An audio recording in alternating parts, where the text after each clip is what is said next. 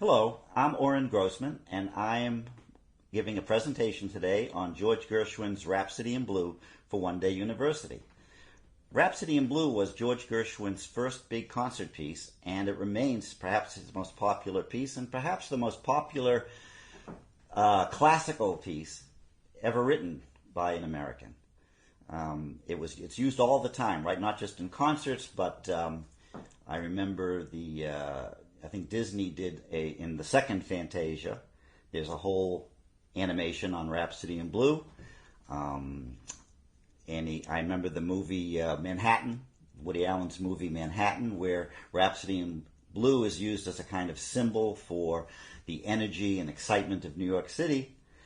And also in another movie, the last version of The Great Gatsby with Leonardo DiCaprio. His first appearance as Gatsby, underneath the scoring is Rhapsody in Blue, which is perfect because I think F. Scott Fitzgerald and Gershwin are the two great emblematic figures of the 1920s who wrote such great works that defined the 20s but are still very relevant, I think, in today's world.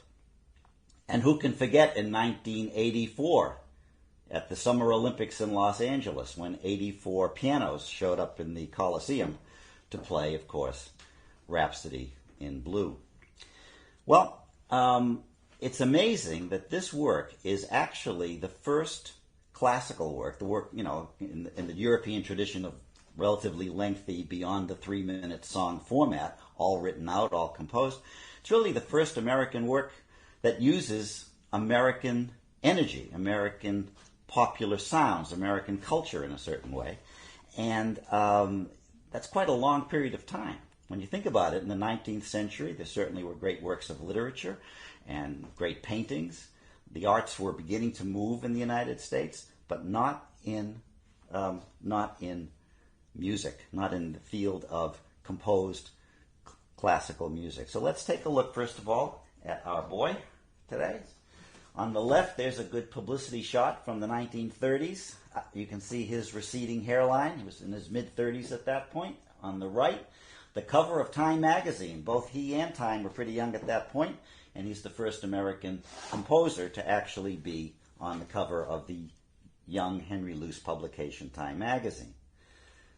On the left there, that's one of my favorite Gershwin publicity shots, his Confidence. You can see it's trademark cigar and Confidence as he's writing something there.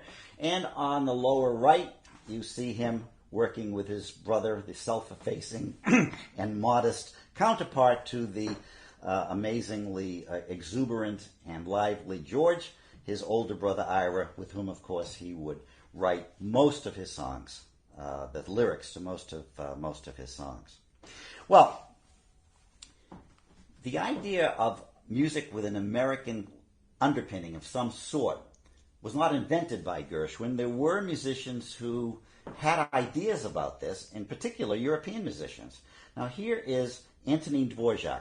He came to America for about a 2-year stay, taught both in the Midwest and also longer in New York City, on East 16th Street actually, at a very progressive conservatory that included both women musicians and African American musicians, which was certainly the first conservatory in the United States to attempt to do that. And he was introduced to some what we would call today spirituals, and he gave a lecture, and he said, "This is it.